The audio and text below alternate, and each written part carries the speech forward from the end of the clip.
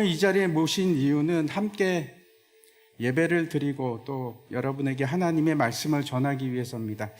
제가 이제 성경 말씀을 읽으려고 하는데 어떤 분들은 아마 들어본 적이 있을지도 모르겠고 어떤 분들에게는 오늘 처음 오신 분들에게는 전혀 생소한 말씀일지도 모르겠습니다. 제가 이제 하나님의 말씀을 읽는 동안에 도대체 어떤 말씀인지 좀 귀를 기울여서 들어보시기 바랍니다. 잘 들어보십시오. 신약의 요한복음 말씀입니다. 요한복음의 가장 처음 말씀이기도 한데 1장 1절부터 5절까지 말씀을 제가 읽도록 하겠습니다. 잘 들어주시기 바랍니다. 태초에 말씀이 계시니라. 이 말씀이 하나님과 함께 계셨으니 이 말씀은 곧 하나님이시라. 그가 태초에 하나님과 함께 계셨고 만물이 그로 말미암아 지은 바 되었으니 지은 것이 하나도 그가 없이는 된 것이 없느니라. 그 안에 생명이 있었으니 이 생명은 사람들의 빛이라. 빛이 어둠에 비치되 어둠이 깨닫지 못하더라. 아멘. 사람이 자신의 존재 가치를 어떻게 찾을까? 그 중에 하나가 잘 나타내는 단어가 독립이지 않을까 이렇게 생각합니다. 한자로는 홀로 서다 그런 뜻이지요. 제가 이제 사전적 의미를 말씀을 드리면 크게 세 가지 뜻입니다. 하나는 이제 주권을 가진다는 뜻이고 또 하나는 남에게 속박되지 않는 그런 자유함을 의미하기도 하고 세 번째는 이제 홀로 생활할 수 있다. 혼자서 살아갈 수 있는 것을 말합니다. 이것이 독립입니다. 많은 경우에 있어서 이 독립이 성공의 척도가 되기도 합니다. 이를테면 정치적인 독립, 경제적인 독립, 독립적인 사고, 독립적인 문화 이런 거 얘기하지 않습니까? 이거는 개인뿐만 아니고 나라도 마찬가지입니다. 제가 늘 항상 기억이 나는 것이 있는데 제가 어릴 때 이제 교과서에 나왔던 것입니다. 백범 김구 선생님, 내 첫 번째 소원도 대한 독립이요. 두 번째 소원도 대한 독립, 세 번째도 마찬가지로 대한 독립이라 이렇게 말씀하신 것을 제가 늘 생각을 합니다. 독립입니다. 근데 이게 나라가 홀로 서지 못하면 치욕이죠. 우리나라가 이제 치욕을 당한다고 생각을 합니다. 개인도 마찬가지입니다. 깨어있는 사람일수록 더 빨리 독립하고 그것이 성공의 시작이다. 이렇게 생각할 수 있습니다. 우리 범기 형제님은 굉장히 빨리 독립을 하셨을 것 같아요. 근데 최근에 유행하는 말 중에 하나가 이제 경제적 독립인데 누군가에게 아쉬운 소리 하지 않고 할 필요도 없고 눈치 볼 필요도 없고 내가 쓰고 싶은 돈 많이 쓰고 마음대로 할 수 있는 그런 경제적인 독립을 꿈꿉니다. 모든 사람이 아마 그런 생각을 가지고 있지 않을까 생각합니다. 저도 굉장히 부럽고 그런 면에 있어서 저는 아직 전혀 독립하고는 상관이 없는 사람입니다. 다시 우리나라의 입장을 한번 생각해 보시기 바랍니다. 우리나라는 경제적인 독립을 이루었을까요? 여러분 어떻게 생각하십니까? 그렇지 않습니다. 우리나라가 작아서 여전히 경제적 독립을 이루는 것은 요원합니다. 우리나라는 자원이 없지 않습니까?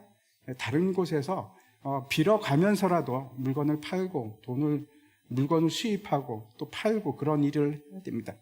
그러면 세계 제1의 강국이라고 하는 미국은 어떨까요? 경제적인 독립이 가능합니까? 자급자족이 될지 모르겠습니다. 그런데 먹고 사는 것은 문제가 될지 모르지만 안 될지 모르지만 상당히 많은 부분 수입해야만 먹고 살 수 있습니다. 미국도 마찬가지입니다. 우리가 경제적으로 홀로서기를 원하지만 그것이 힘들고 그렇다면 정치적으로는 어떨까요? 우리는 지금 정치적인 독립일까요? 물론 우리나라가 주권을 가지고 있습니다. 그런데 그런 말을 하기에는 우리나라가 여전히 힘이 부족합니다. 그런데 이 독립이라는 말을 수학적으로 제가 정의를 내린다면 같은 말인데도 조금 뉘앙스가 다를 수 있습니다. 우리가 이제 독립사건 이러면 수학적으로는 이게 어떤 뜻인가 하면 이 사건이 일어나도 전혀 이 다른 B라는 사건에 영향을 미치지 않는 것을 말합니다. 그걸 독립사건이라고 합니다. 전혀 서로가 개별적인 겁니다. 아무런 영향을 미치지 않는 겁니다. 예를 들어서 주사위를 제가 말씀을 드리겠습니다. 주사위를 이렇게 탁 던졌는데 4가 나올 확률이 6분의 1입니다. 그렇죠? 6분의 1입니다. 그러면 두 번째 다시 4가 나올 확률은 얼마일까요? 역시 6분의 1입니다. 독립적이라서 그렇습니다. 상관이 없습니다. 앞에 무슨 숫자가 나오든지 상관없이 주사위를 던지면 무조건 6분의 1입니다. 독립사건이라서 그렇습니다. 반대로 예를 들어서 근데 우리는 이렇게 생각하죠. 4가 작게 나왔다 그러면 이제는 4가 나오겠지. 확률이 더 커질 거야. 또는 이런 생각도 할 수 있습니다. 로또를 사는데 40번이 많이 안 나왔어. 그러면은 이번에도 안 나올 거야. 잘 나오는 숫자를 사야지. 이렇게 생각할 수도 있지 않겠습니까? 제가 다시 말씀드립니다. 로또 사실 때 참고하십시오. 전혀 상관이 없습니다. 독립사건입니다. 서로에게 전혀 영향을 미치지 않습니다. 확률은 똑같습니다. 그러면 독립의 반대는 뭘까요? 독립의 반대는 종속입니다. 종속이라는 말은 그 언어적 의미가 자주성이 없이 주된 것에 따라가는 것, 그게 종속이지 않습니까? 그래서 정치적으로 종속됐다, 경제적으로 종속됐다, 사상적으로 종속됐다, 그런 말을 할 수 있습니다. 제가 수학과 나와서 그렇습니다. 죄송합니다. 그러면 수학적으로 종속이라는 말은 무슨 뜻일까요? 언어하고 똑같습니다. 그런데 좀 다르게 생각이 됩니다. 그 의미가. 어떤 것인가 하면 한 사건이 다른 사건에 영향을 줄 때, 반드시 영향을 줄 때 그걸 종속사건이라고 합니다. 근데 우리는 어떻습니까? 여러분 어떻습니까? 종속되는 거 싫어하시죠? 독립을 원합니다. 간섭받지 않고 살아가는 거 원하십니다. 맞지 않습니까? 대부분이 그럴 겁니다. 독립을 원합니다. 그러면 제가 다시 한번 묻겠습니다. 여러분은 지금 독립적인 삶을 살아가고 계십니까? 자신 있게 저는 독립적으로 살아갑니다. 이렇게 말씀하실 수 있습니까? 지금 상황이 아니면 종속적이십니까? 상황에 매여 있습니까? 누구에게 매여 있습니까? 늘 항상 변수가 있습니까? 그 변수에 따라서 행동하십니까? 그럼 종속적입니다. 독립이 아닙니다.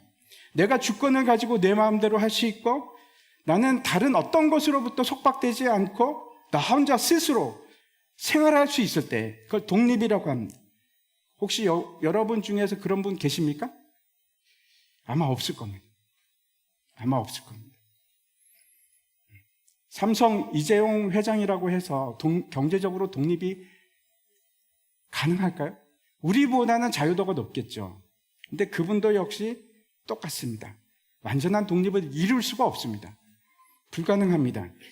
다시 한번 생각해 보시기 바랍니다. 과연 종속이라는 것이 우리가 생각하는 만큼 나쁜 것일까? 우리가 생각하듯이 반드시 독립이라는 것은 우리의 최고의 가치가 되어야 하는가? 내가 다른 사람과 종속되지 않는다는 것은 수학에서처럼 완전히 독립이라고 한다면 얼마나 삭막할까요? 제가 이런 말씀을 드리겠습니다. 아주 친한 친구가 사고가 났습니다. 죽어가고 있습니다. 근데 그 사건이 나하고 아무런 상관이 없나요? 나에게 영향을 미치지 않나요? 종속이 아닌가요? 독립적인 사건입니까? 그건 이상한 일입니다. 내 감정이 흔들리죠. 나도 아픕니다. 그럴 수 없습니다. 독립이 될 수가 없습니다. 다시 한번 말씀드려서 감정적으로 우리는 서로가 공유되어야만 합니다. 종속되어야만 합니다. 사설이 길어졌습니다. 제가 왜 이런 말씀을 드리는가 하면 사람의 근본적인 죄에 대해서 말씀을 드리려고 그러는 겁니다. 제가 앞에서 이제 읽었던 오늘 본문 다시 한번 보여주십시오. 1장 1절 말씀 보면 태초에 말씀이 계시니라. 이 말씀이 하나님과 함께 계셨으니 이 말씀은 곧 하나님이시니라. 우리가 앞에서 읽었던 이 요한복음 1장 1절에서 5절까지 말씀은 누구를 설명하는 내용일까요? 이거는 예수 그리스도를 설명하는 내용입니다. 이 땅에 오신 예수님입니다. 그런데 예수님에 대한 설명을 하는데 우리 예상을 전혀 다른 방법으로, 전혀 벗어나서 우리가 예상치 못하던 방법으로 지금 성경은 말씀하고 있습니다. 첫 번째 뭐라고 하는가 하면 태초에 말씀이 계셨는데 이 말씀은 우리가 생각하기에는 그냥 인격체가 아니죠. 말씀이라는 건 그냥 살아있는 것이 아니잖아요. 근데 그냥 소리에 불과할 것 같은데 여기서 계셨다고 합니다. 인격체라고 말씀하고 있는 겁니다.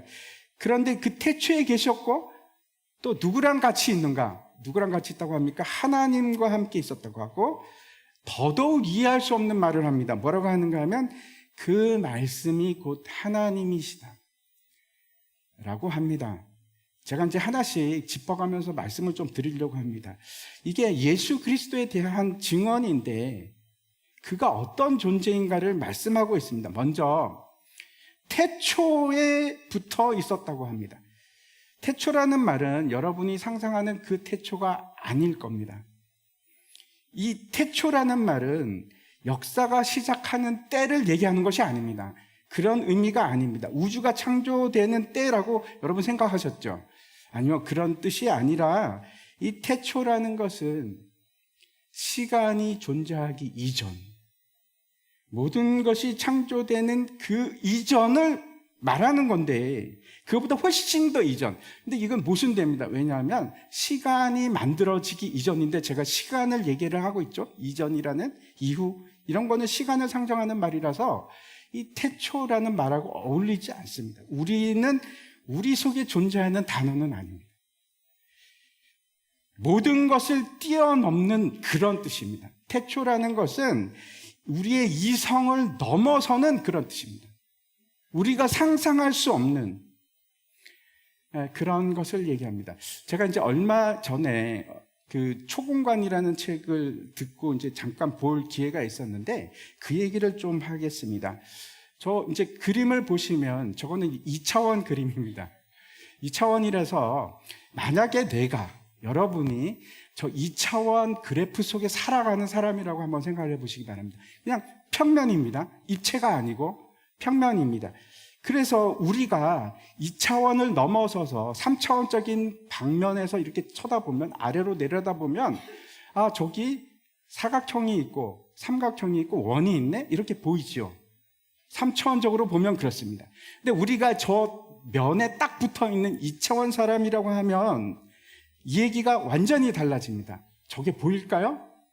옆에서 보면 네모가 아니고 선으로 보입니다.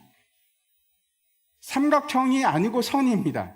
원이 아니고 선인데 여러분 저게 구분이 가십니까? 어떤 게 원이죠? 어떤 게 사각형이죠?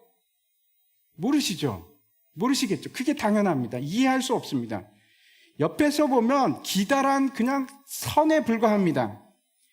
2차원에 속해 있다면 절대로 우리는 3차원을 이해할 수가 없습니다. 넘어서서 갈 수가 없습니다. 우리가 시간을 넘어섰다. 시간을 저렇게 밖에서 제3자의 입장에서 바라보는 것은 우리가 불가능합니다. 우리는 시공간에 사는 사람이지요. 우리는 시공간에 살고 있습니다. 하나님이 아니라서 그걸 떠날 수 없습니다. 근데 그걸 떠나서 보는 입장과 우리가 보는 입장은 전혀 다릅니다. 지금 이 태초에라는 것은 성경은 우리가 사는 차원보다 훨씬 더 고차원, 더 높은 차원을 얘기하는 겁니다. 그곳에서 바라보시는 하나님, 그 하나님의 입장에서 얘기하는 겁니다. 우리가 사는 차원을 넘어서서 모든 것을 그 넘어선 이전에 누가 계셨는가? 누가 계셨는가 하면 예수 그리스도가 계셨답니다. 그리고 그가 말씀이라고 합니다. 그 말씀이라는 거는 그리스어로 로고스라는 단어를 사용하는데 그 로고스가 토킹, 말하는 것이 아니고 그거 물론 포함합니다.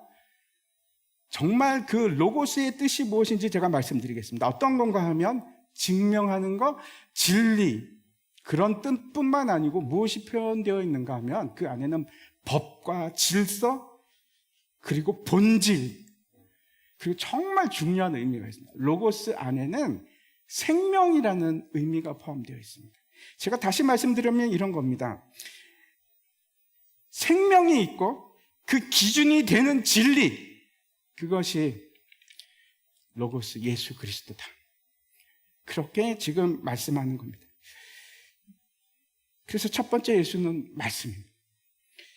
말씀이라는 것은 예수라는 것이 어떤 뜻인가 알기 위해서, 예수님을 알기 위해서, 그 생애가 무엇을 의미하는지 알기 위해서는 그래서 말씀이기 때문에 여러분, 그분이 어떤 분인지 아는 유일한 방법은 성경을 보는 것 외에는 방법이 없습니다. 그분 자신이 말씀이기 때문에 그런 겁니다. 반드시 성경을 통해서만 알 수 있습니다. 두 번째, 요한복음 1장 1절은 또 뭐라고 말씀하는가 하면 그가 곧 하나님이다 이렇게 얘기합니다. 그는 하나님과 함께 계셨고 그가 곧 하나님이시더라. 이렇게 말씀하고 있는데 이건 더 놀라운 사건입니다. 더 놀라운 얘기입니다. 왜 그런가 하면 제가 앞에서도 말씀드렸듯이 하나님이 만약 계시면 우리는 볼 수도 없고 느낄 수도 없고 만질 수도 없습니다. 왜? 우리의 차원을 넘어섰기 때문에 그렇습니다. 이해할 수 없습니다. 그게 지극히 정상적입니다.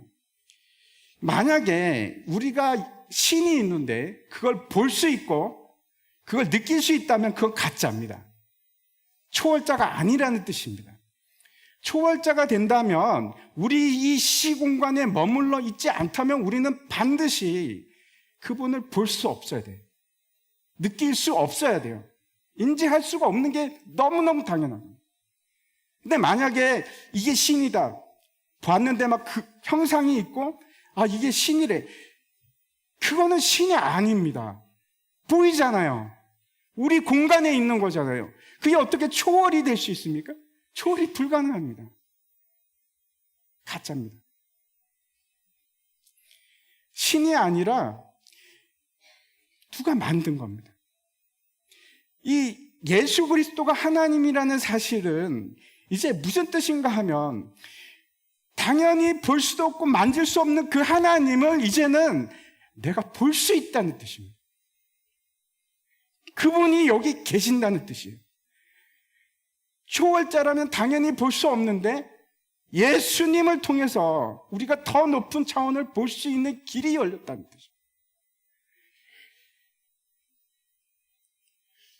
예수 그리스도가 하나님이라는 사실은 이제는 우리가 하나님에 대해서 알 수 있다는 뜻이 되는 겁니다.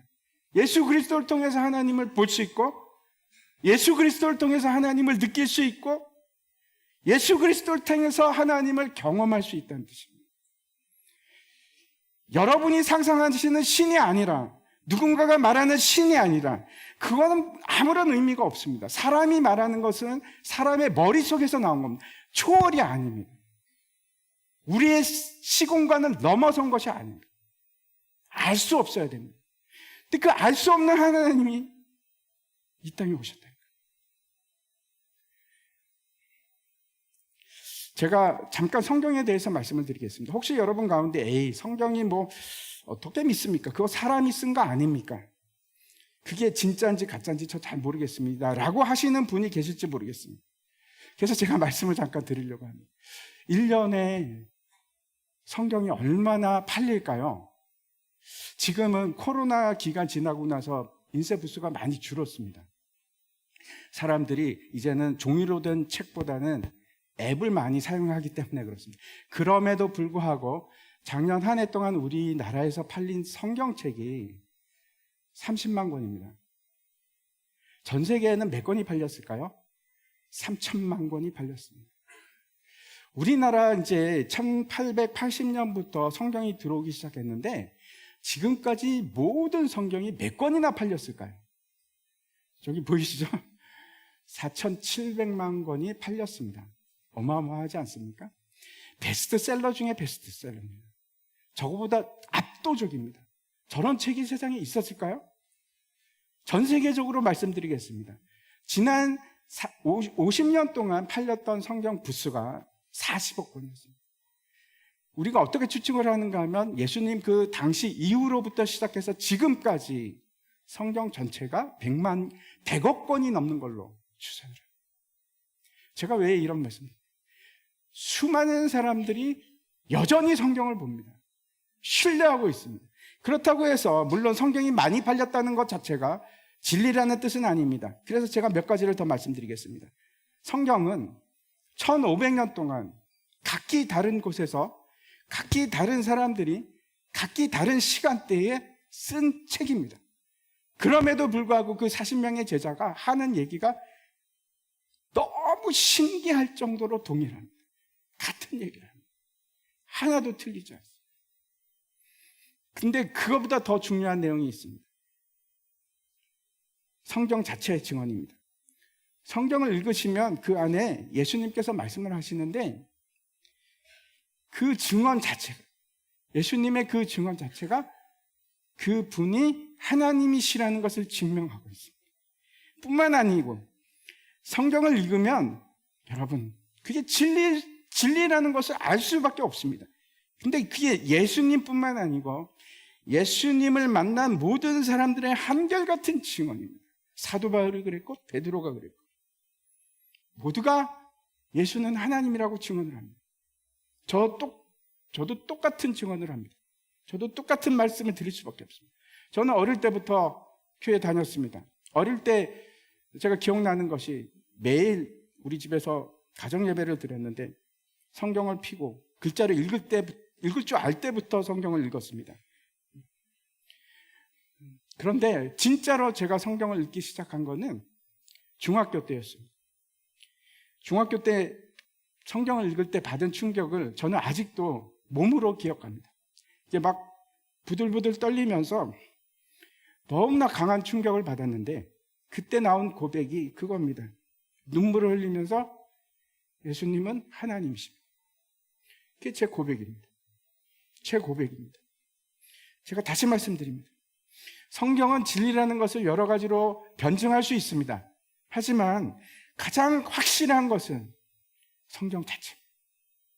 여러분이 읽어보십시오. 성경 자체가 증언합니다. 이것이 진리이고 하나님의 말씀이고 그분 자신이라는 것. 여러분 꼭 읽어보시기 바랍니다. 저렇게 많이 팔렸지만 다 읽은 사람은 그렇게 많지 않습니다. 이제 제가 세 번째 예수가 누구인지 말씀을 드리려고 합니다. 2절과 3절 말씀 다시 한번 보시기 바랍니다. 그가 태초에 하나님과 함께 계셨고 만물이 그로 말미암아 지은 바 되었으니 지은 것이 하나도 그가 없이는 된 것이 없느니라. 2절과 3절에서 그가 태초에, 즉 시간과 공간이 있기도 전에, 우주가 존재하기 이전에 하나님과 함께 계셨고 그가 만물, 모든 것을 말하죠. 모든 것이 예수로 말미암아 창조되었다 이렇게 기록하고 있습니다. 그렇지 않은 게 하나도 없답니다. 그래서 세 번째, 예수는 누구인가? 창조주 하나님이십니다. 예수님은 온 우주를 창조하셨을 뿐만 아니고 저와 여러분을 창조하셨습니다. 만드셨습니다. 제가 앞에서 독립과 종속이라는 별 이상한 얘기를 했는데 사실은 예수님께서 창조주라는 말씀을 드리고 싶어서 그랬던 겁니다. 무슨 말씀인가 하면 여러분은 우연히 태어났고 어쩌다 보니까 이 자리에 왔고 함께 예배 드리게 되었고 소망 나눔 축제에 참여했다고 생각하십니까? 세상에는 두 가지 이론이 있습니다. 하나는 창조론이고 또 하나는 진화론입니다. 아마 여러분 모두가 저 둘 중에 하나를 확신할 겁니다. 맞다고 생각하실 겁니다. 제가 먼저 진화론의 관점에서 말씀을 드리겠습니다. 진화라는 것은 방향성을 가지고 있지 않습니다. 목적성을 가지고 있지 않습니다. 많은 사람들이 오해하는 것이기도 합니다. 한번 넘겨주십시오. 제가 이 말씀을 드리면 믿지 않을 것 같아서 제 얘기가 아니라 성함이 어떻게 되는가 하면 최재천 박사님인데 서울대 교수님이십니다. 저분 얘기를 제가 빌려서 말씀드리겠습니다. 진화라는 것 자체가 목적성이 없이 만들어지는 겁니다. 우연히 일어난 일을 말합니다. 의도성을 가지고 있지 않습니다. 방향성이 있어서 진화가 일어난 것이 아니고 우연히 어쩌다 보니까 생명이 탄생했고 어쩌다 보니까 원숭이가 사람이 되었다 하는 것이 진화론입니다. 그럼에도 불구하고 만약에 진화가 목적성이 있다라고 얘기한다면 그거는 자기 모순입니다. 물론 그렇게 생각하지 않은 분이 안 계신 건 아닙니다. 하지만 이게 기본 전제입니다. 그게 진화론입니다. 우연히 어쩌다가 만들어지고 어쩌다 보니까 사람이 되었다. 이게 진화입니다. 그리고 다시 한번 잘 생각해 보시기 바랍니다.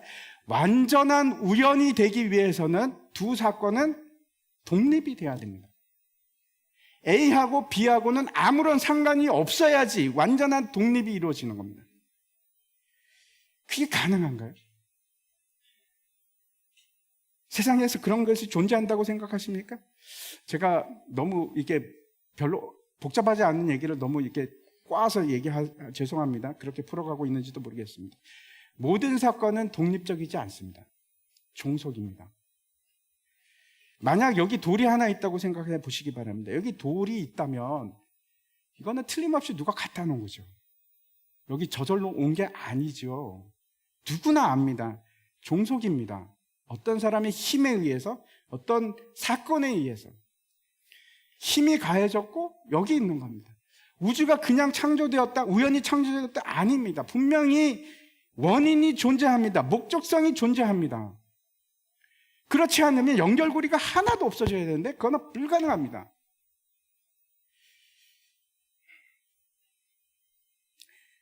우리는 세상을 이 두 가지 중에 하나로 이야기할 수 있습니다. 세상은 우연히 창조되었고 나에게는 아무런 목적이 없고 방향성이 없이 그냥 존재 목적도 존재 이유도 의미도 없이 그냥 나는 존재합니다. 나는 어디로 가는지 아무 상관도 없습니다. 의미가 없습니다. 라고 하실 수도 있고, 정말 그렇게 생각하십니까? 성경은 말씀하시길 세상은 창조되었다고 말씀해요. 그게 무슨 뜻입니까? 목적이 있다는 뜻입니다. 그 이유가 있다는 겁니다. 반드시 어떤 역할을 위해서 만들어졌습니다. 이 우주가 그렇고 이 돌멩이가 그렇고 밖에 있는 풀 한 포기도 마찬가지로 목적이 있는 겁니다.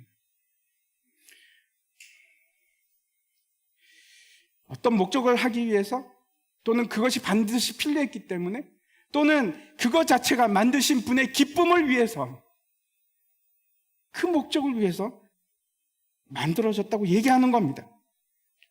하나님께서는 여러분을 목적을 두시고 의미를 두시고 방향성을 가지고 만드신 겁니다.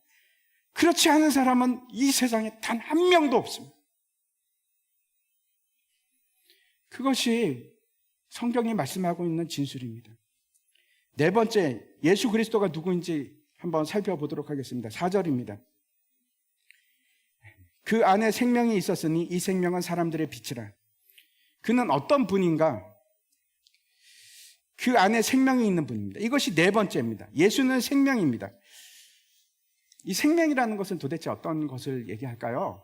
여러분이 지금 생각하시는 거 있지 않습니까? 호흡하고 움직이고 그거 생각하시죠? 그거 아닙니다. 그런 뜻이 아닙니다.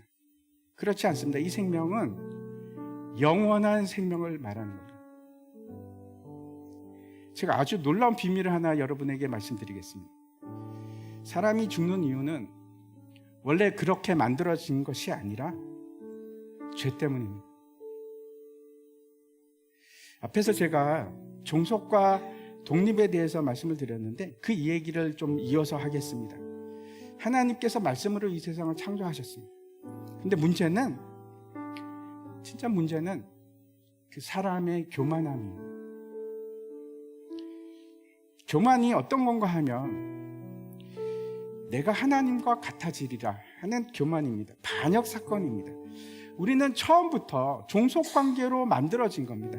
그분이 나의 아버지고 나는 그의 자녀로, 종속관계입니다. 그분이 나의 왕이시고 나는 그분의 종으로.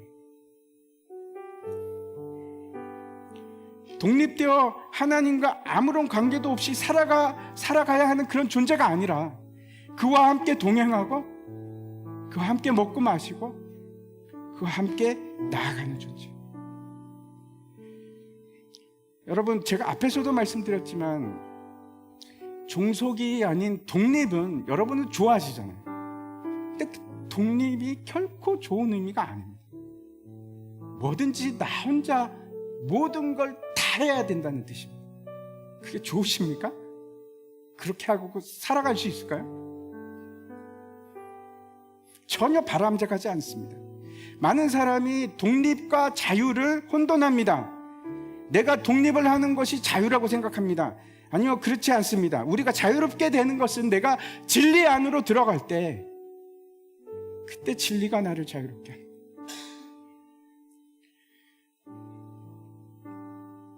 앞에서도 말씀드렸듯이 그 진리가 뭡니까? 로고스. 내가 그리스도 안에 들어갈 때, 그때 진짜 자유가 우리의 기능이 뭔지, 우리의 역할이 뭔지, 제 기능을 할 수 있는 겁니다. 그게 자유입니다. 제가 예를 들어서 한 가지 말씀드리겠습니다. 자동차를 누가 만들었습니다. 그 자동차의 자유함은 성능대로, 배기량대로 굴러가는 겁니다. 달리는 겁니다. 근데 고장이 나면 그 성능을 발휘할 수 없는데 망가지면, 그래서 여러분 한번 생각해 보십시오. 내 마음대로 뚝딱뚝딱 해서 그걸 발전기로 바꿨다. 그게 자유함입니까? 아니요, 망가진 겁니다. 자유가 아니라 망가진 겁니다.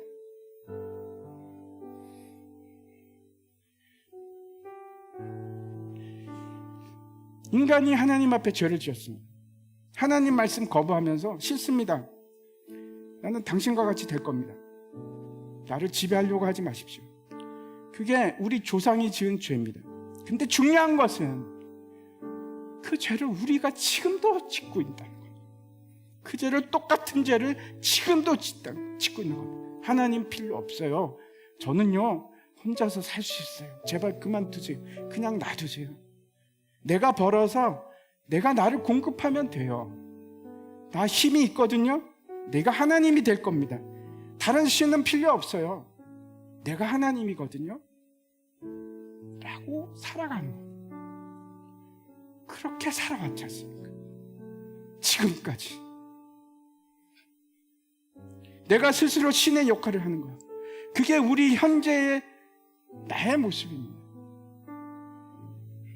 그리고 그것이 우리 마음 깊숙이 있는 우리 본질적인 죄, 교만함, 내가 하나님이 되고자 하는 교만, 아버지를 거역한 무시한 죄, 멸시하지 않습니까? 하나님 멸시하고 살아가지 않습니까? 뭐 하나님? 그게 뭔데? 나하고 무슨 상관이 있어? 나를 창조했는데, 나를 만드셨는데, 멸시하고 살아왔습니다. 버리고. 여러분, 성경은 여러분이 죄 없다고 말씀하고 있지 않습니다. 여러분은 허물과 죄로 이미 영적으로 죽었다고 선언하고 있습니다. 우리 영혼이 죽어서 더 이상 하나님께 반응하지 않습니다. 느낄 수도 없고 만질 수도 없고 경험할 수도 없고. 왜? 여러분이 영혼이 죽어서 그랬어요. 보이지 않습니다. 심지어는 그 죄가 얼마나 심각한가 하면 내가 그런 죄를 짓고 있다는 자체를 알지를 못합니다. 내가 교만 덩어리라는 것 자체를 알지를 못합니다.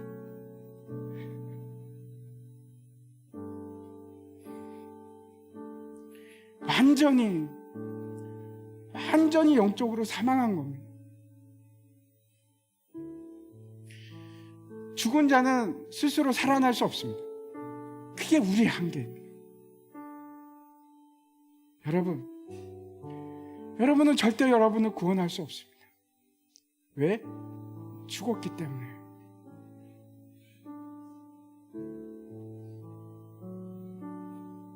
다시 말씀드립니다. 우리는 절대 우리 영혼을 다시 살려낼 수 없습니다. 우리에게 그래서 생명이 필요합니다. 이제 5번째 마지막입니다. 예수님이 누구인지 말씀드리겠습니다. 4절과 5절 말씀 보시기 바랍니다. 그 안에 생명이 있었으니 이 생명은 사람들의 빛이라. 빛이 어둠에 비치되 어둠이 깨닫지 못하더라.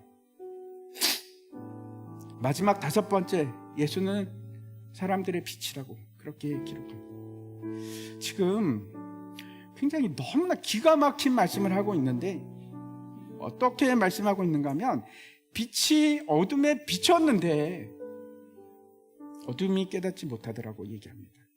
예수는 빛입니다. 이 땅의 빛으로 존재하십니다. 무슨 말인가 하면, 하나님께서 그분 자신이 사람이 되어 이 땅에 오셨는데 왜 신이 그런 괴상망측한 일을 하시는가? 왜 그러셨는지 아십니까? 자신의 생명을 우리에게 주시기 위해서. 미친 것처럼 들립니다.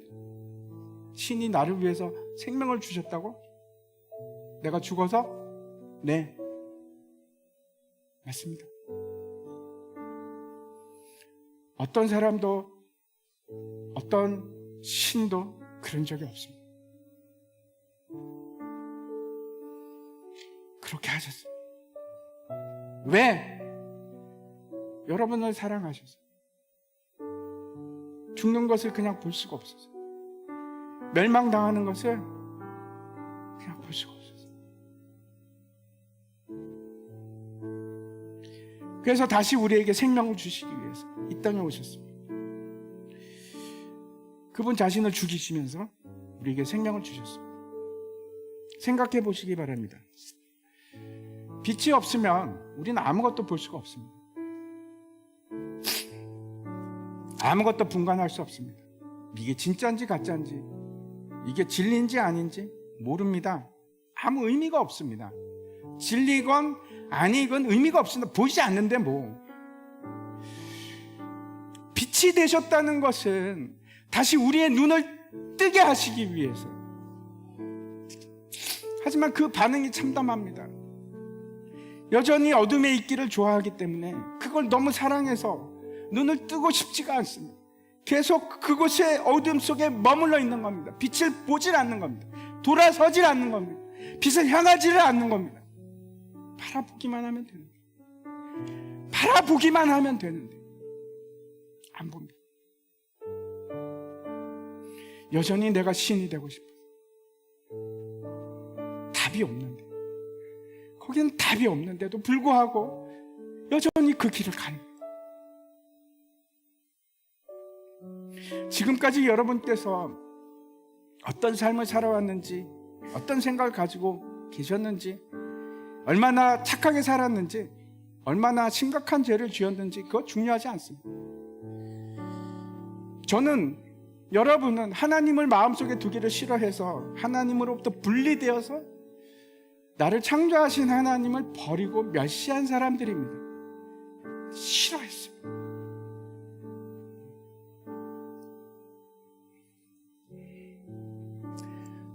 그래서 우리의 영혼은 완전히 죽었어요.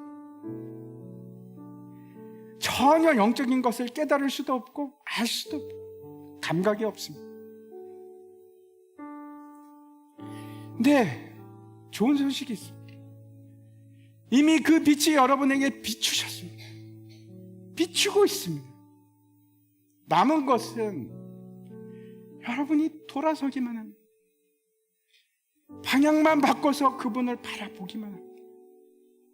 그게 다입니다. 마치 광야에 달린 뱀을 바라보듯이 보시면 됩니다. 그분을 보시면 돼요.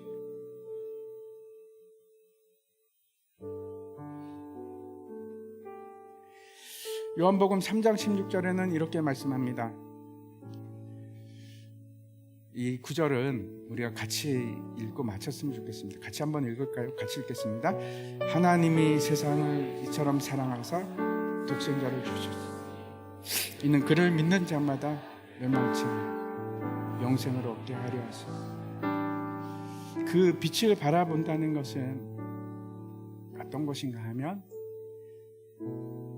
그를 다시 나의 하나님으로 인정하고 그를 나의 주인으로 삼는 것을 의미합니다. 다시 돌아가는 겁니다. 그때 모든 곳에서 회복이 일어나기 시작합니다. 망가진 기능들이 살아나기 시작합니다. 고침을 받기 시작하고 우리 안에 참 자유가 생겨나기 시작합니다.